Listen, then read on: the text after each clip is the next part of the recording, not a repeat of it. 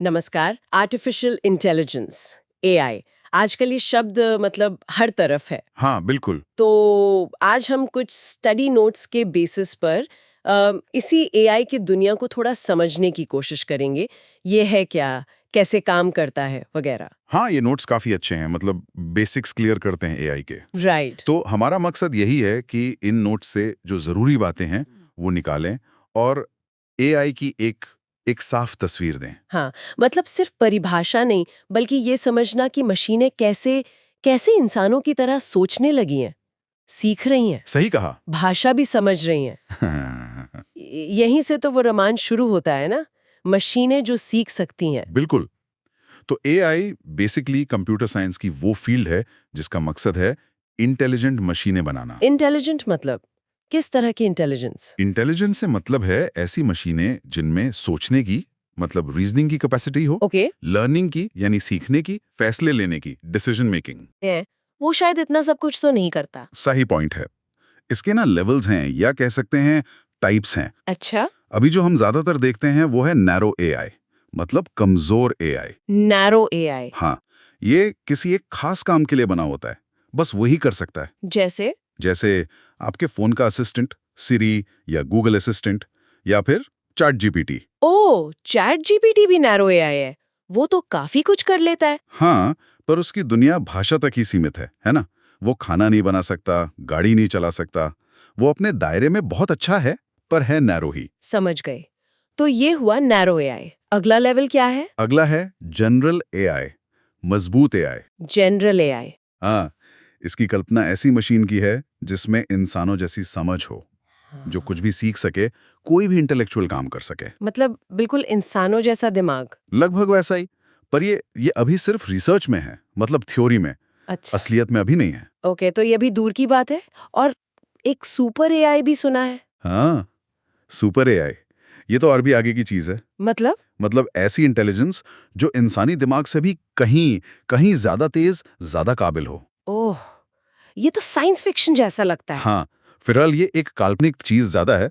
अभी तो हमें नैरो एआई और उसे चलाने वाली टेक्नोलॉजी पर फोकस करना चाहिए। हाँ बिल्कुल। तो वो कौन सी टेक्नोलॉजीज है? आपने कहा मशीन लर्निंग, वो क्या है? मशीन लर्निंग या एमएल समझ लीजिए एआई की रीढ़ है। अच्छा। इसमें ना हम कंप्यूटर को सीधे सीधे हर स्टेप बताते नहीं हैं। ओह। हम उसे बहुत सारा डेटा देते हैं और एल्गोरिदम्स की मदद से वो उस डेटा से खुद सीखता है, पैटर्न पहचानता है। मतलब वो खुद ब खुद बेहतर होता जाता है। एग्जैक्टली, बिना अलग से प्रोग्राम किए। इंटरेस्टिंग। और डीप लर्निंग, वो भी सुना है काफी, एमएल से अलग है? डीप लर्निंग वो एमएल का ही एक ज्यादा पावरफुल हिस्सा है। ओके। ये आर्टिफिशियल न्यूरल नेटवर्क यूज करता है।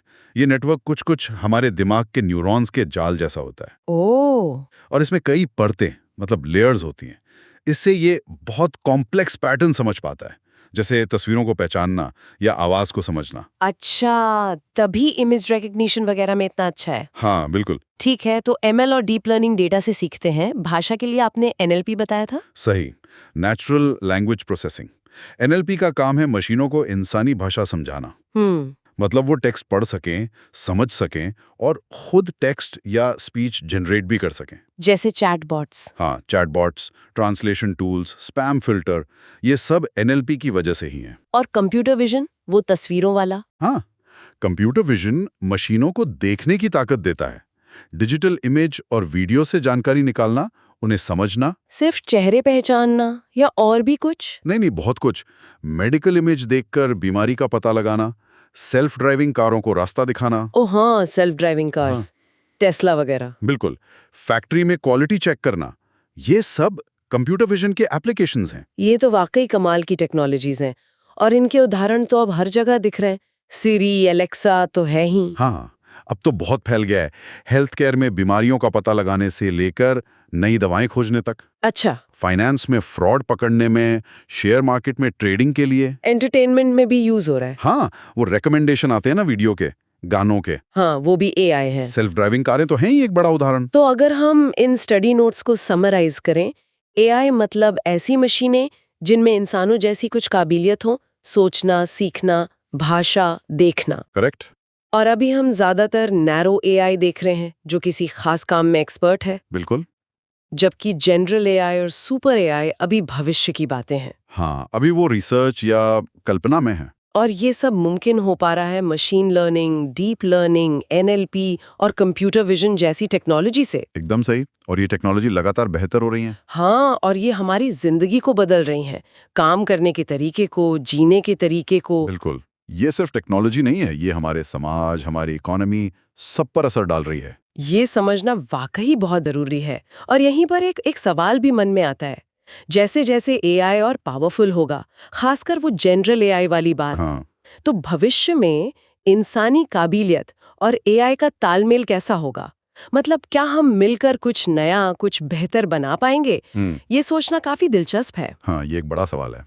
इंसान और मशीन की पार्टनरशिप कैसी होगी? आगे देखने वाली बात है।